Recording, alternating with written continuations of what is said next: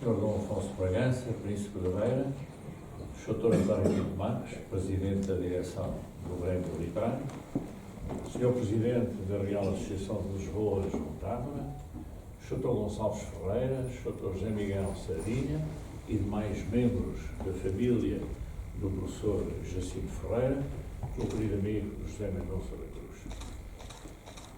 Queria começar por agradecer o amável convite que me fez o Presidente da Real Associação de Lisboa para vir aqui apresentar hoje este livro. Este livro, como já aqui foi sublinhado, constitui uma coletânea de textos do professor Jacinto Ferreira, publicados no jornal O Debate, por si fundado e dirigido em 1951 até ao dia em que foi impedido de sair logo após o 25 de Abril. O professor Jacinto Ferreira foi, como já aqui foi amplamente sublinhado, um nome de referência na causa monárquica em Portugal, pela sua combatividade, pelos seus ideais monárquicos e pelas responsabilidades que assumiu nesse combate. O Debate apareceu, curiosamente, num ano muito importante e decisivo para o movimento monárquico português. Foi nesse ano, de 1951, que morreu o Marechal Carmona, deixando vaga a chefia do Estado e possibilitando que se levantasse a questão do regime, não só na Comissão Política da União Nacional, mas também no país. Foi nesse ano que se procedeu à revisão da Constituição de 1933 e que importantes reformas se introduziram no texto fundamental, fazendo crer que, a par de outras tão relevantes, também a mudança de regime poderia ser ponderada nessa revisão. E foi também nesse ano que se realizou o terceiro Congresso da União Nacional, em que alguns monárquicos pretenderam apresentar uma moção para a restauração da monarquia em Portugal, proposta essa que foi contrariada pela intervenção do professor Marcelo Caetano com o seu famoso discurso de Coimbra. Um ano antes, em 1950, uma Assembleia Nacional subordinada, mas não submissa, decidiu contrariar a opinião de Salazar, expressamente apresentada, de não aprovar a revogação do banimento da família real e permitir o seu regresso a Portugal. Falando aos deputados e às comissões da União Nacional na Biblioteca da Assembleia Nacional, em outubro de 49, Salazar defendeu que não estava posta a questão do regime. Contrariando declarações do professor Marcelo Caetano que negavam a existência de uma questão do regime no Estado Novo, Salazar reconheceu que a questão existia, mas não estava posta na agenda política daquele momento. E embora Salazar defendesse que não tinha qualquer objeção à revogação do banimento da família real de 1834 e 1910, e que, acrescentava Salazar, príncipes portugueses deviam crescer e ser educados em Portugal, como património moral que eram da nação, não se importando mesmo de atribuir o paço dos duques de Bragança em Guimarães, recentemente restaurado, para sua residência. Contudo, o então Presidente do Conselho reputava inconveniente para a tranquilidade da família portuguesa a residência de Dom Duarte IX em Portugal. Não o entenderam assim os deputados, que, contra as recomendações de Salazar, votaram a revogação das leis que baniam da pátria os reis de Portugal e os seus descendentes.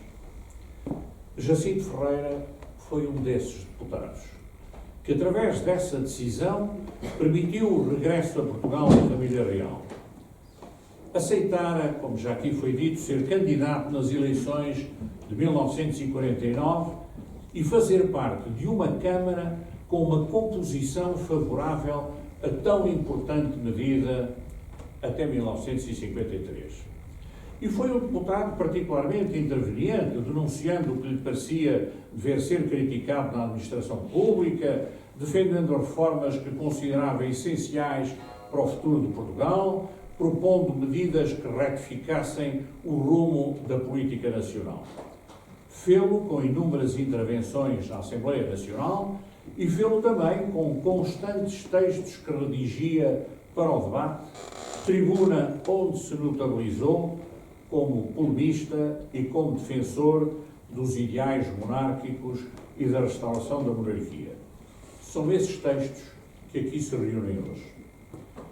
Jacinto Ferreira não precisou de aderir à União Nacional. Aceitou ser deputado independente nas listas apresentadas ao sufrágio. Mais tarde, aceitaria igualmente ser procurador à Câmara Corporativa, onde prosseguiu a defesa dos princípios políticos que perfilhava. Professor universitário na Faculdade de Medicina Veterinária na Universidade de Lisboa, aceitou inclusive ser membro da Junta Nacional de Educação, órgão cimeiro do Ministério da Educação, e foi fundador e mais tarde sócio honorário do Sindicato Nacional dos Médicos Veterinários. Jacinto Ferreira era monárquico desde a sua juventude. Pertenceu, sendo novo, à ação realista portuguesa que reunia os integralistas que se mantiveram fiéis a Dom Manuel II depois da cisão de 1919, entre os quais se contavam vultos iminentes do movimento monárquico e da intelectualidade portuguesa, nomeadamente Alfredo Pimenta, António Cabral, Rodrigues Cavalheiro, João Mião. Após a morte de Dom Manuel II, em Inglaterra, confluiu, como a grande maioria dos monárquicos portugueses, na causa monárquica em torno da figura de Dom Duarte Nuno de Bragança, para cujo regresso a Portugal havia contribuído. O debate, como também já aqui foi dito, foi talvez o único jornal político consentido ao longo dos quase 50 anos do regime. Não sem problemas com a censura, que muito contribuiu para a doutrinação política monárquica, para a organização pública dos monárquicos e para a autonomia crescente da causa monárquica em relação à União Nacional. Os almoços de O Debate foram sempre encontros políticos de grande relevância que contribuíram para a afirmação política da causa monárquica, a única formação política autorizada como organização permanente que configurava o que Juan Linz considerou ser o pluralismo político limitado do regime de Salazar. Os discursos destemidos que nesses almoços se proferiam provocava a vigilância da polícia política e um deles foi mesmo proibido. O debate foi, pois, juntamente com a revista Cidade Nova, surgida em 1949, bem como a editorial Gama, e com as semanas de estudos doutrinários, um dos grandes instrumentos de doutrinação monárquica em Portugal em plena República. Jacinto Ferreira foi, pois, um dirigente monárquico que se destacou pelo seu protagonismo, pela sua combatividade, pela sua independência e pela sua fidelidade ao ideal monárquico. Os textos aqui reunidos dão bem a noção da pessoa e do estilo de Jacinto Ferreira. Desassombrado, acutilante, incisivo. Não perdia a oportunidade para dizer o que pensava e para defender os seus pontos de vista, com vivacidade e irreverência, se necessária. Divididos entre o interesse nacional e a restauração monárquica, os adeptos da causa monárquica oscilavam entre a cooperação e a independência em face do Estado Novo, acabando vítimas da primeira e por sacrificar a segunda. O colaboracionismo crítico dos monárquicos chegou mesmo a evoluir para uma oposição interna de não poucos monárquicos e que esteve à beira de se tornar externa nas eleições de 1957, não fora a emergência da questão ultramarina obrigar os monárquicos à secundarização da política interna. A causa monárquica, disse-o Jacinto Ferreira nas suas memórias, acabaria por nem gozar do prestígio que, mal ou bem, sempre bafeja as oposições, nem beneficiar das vantagens de sermos colaboradores do poder. Atravessada na fase final do regime também por problemas internos, a causa monárquica perderia com esse enfraquecimento interno também a sua capacidade de expressão externa. O debate, para além de ter sido a sua mais combativa tribuna, foi também a sua última bandeira. Este livro vem, de facto, completar as memórias políticas que Jacinto Ferreira publicara nos últimos anos de vida, subordinadas ao título Ao Serviço da Pátria e do Rei. Memórias vivas, frontais, polémicas, que muito contribuíram para o esclarecimento e compreensão da mais importante das clivagens políticas internas do regime entre monárquicos e republicanos. Estes textos, saídos das páginas do debate, constituem uma memória temporal e pessoal, mas também uma homenagem a quem merece ser lembrado pela sua exemplar dedicação ao serviço da pátria e do rei. São textos datados. Todos têm, no fim, a data em que foram escritos. Contudo, revelam ainda hoje princípios doutrinais cuja validade é atual. São escritos por um católico, patriota e monárquico ao serviço de Deus, da pátria e do rei. Tal como a maioria dos monárquicos do seu tempo, o professor Jacinto Ferreira antepunha a restauração de Portugal à restauração da monarquia. Não hesitou, por isso, colaborar com os esforços para engrandecer Portugal, sem comprometer a legítima defesa dos interesses monárquicos. A restauração da monarquia haveria, segundo ele, de coroar a restauração de Portugal. Para o professor Jacinto Ferreira, a política devia ser servida por um ideal e orientada por uma doutrina. O que os seus textos traduzem são as linhas mestras desse ideal e dessa doutrina. Temos uma doutrina, somos uma força, escrevia. Havia que comunicá-la com mística dedicação. Para instaurar a monarquia em Portugal, era preciso, antes de mais, fazer monárquicos, tornar a ideia monárquica hegemónica. A monarquia caíra precisamente pela ausência de monárquicos de que se queixava el rei Dom Carlos. No entanto, Jacinto Ferreira também sabia que a maioria dos povos é indiferente aos regimes, tornando-se desse modo situacionistas. A primeira linha do seu pensamento é de que, na monarquia, a soberania é real e não popular. Não quer isto dizer que o povo não possa e não deva participar, não possa e não deva escolher os seus administradores, não possa e não deva ser ouvido. A divisa liberal de que o rei reina, mas não governa, a divisa liberal de que o rei reina, mas não governa, o professor Jacinto Ferreira preferia contrapor a divisa de que o rei governa, mas não administra. Esta crítica da soberania popular e do contratualismo que lhe está associado, entende-a o professor Jacinto Ferreira à luz dos ensinamentos da Igreja sobre a origem divina do poder, maiormente as encíclicas de Leão XIII. A Igreja sempre aceitou a eleição dos governantes e dos representantes pelo povo e de acordo com a sua vontade. Mas esta escolha não era criadora de poder. Não se dá o império, estabelece-se apenas por quem deve ser administrado, dizia o Papa Leão XIII. Nada impedia que os povos escolhessem a forma de governo que melhor servisse a sua índole, as suas instituições, os costumes dos seus antepassados. O poder vem de Deus, como dizia São Paulo e o Papa cita, e a soberania não está ligada a nenhuma forma política.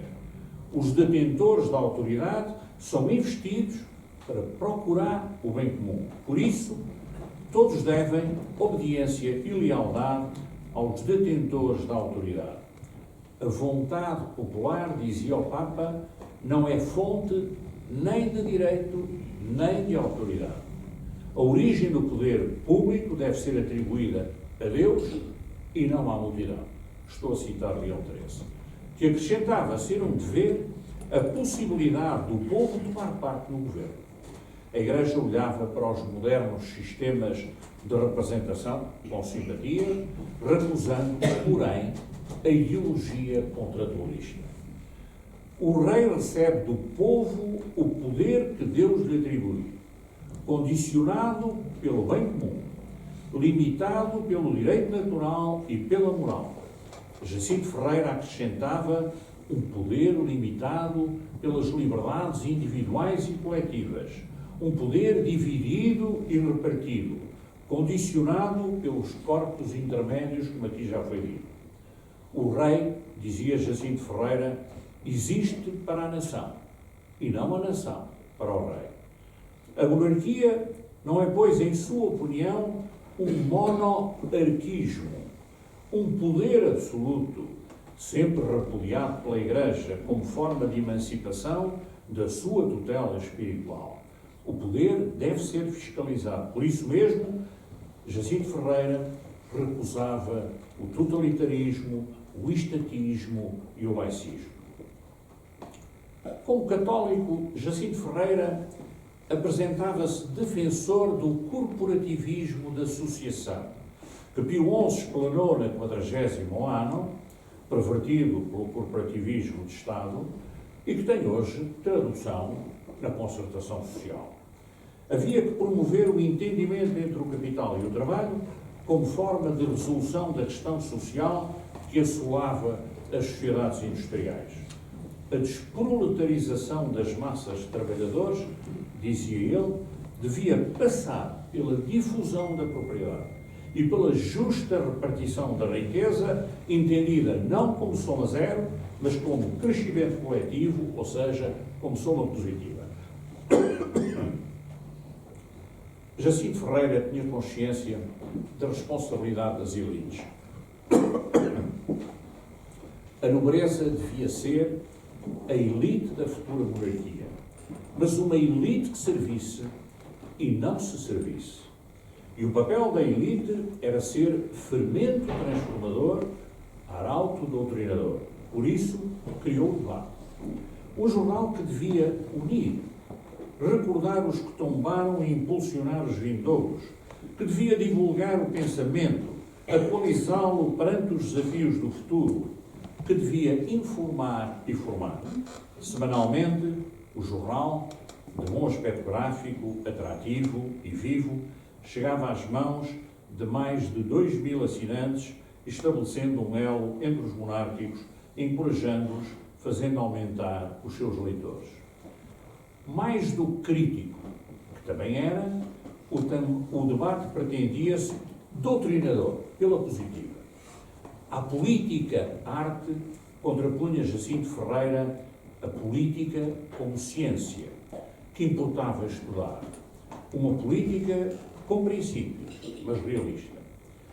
Em boa hora decidiram os organizadores desta edição dar a conhecer o pensamento do professor Jacinto Ferreira, não apenas como homenagem ao seu esforço doutrinador, mas como base para uma reflexão nova sobre o que deve ser hoje o entendimento da monarquia como moderna forma de organização do poder, do Estado e da sociedade. Uma sociedade fundada na família e não meramente nos indivíduos desgarrados e desorganizados pela globalização. Resta-me agradecer, pois, aos organizadores desta coletânea de textos e ao Presidente da Real Associação de Lisboa um honroso e amável convite para apresentar hoje aqui. Muito obrigado.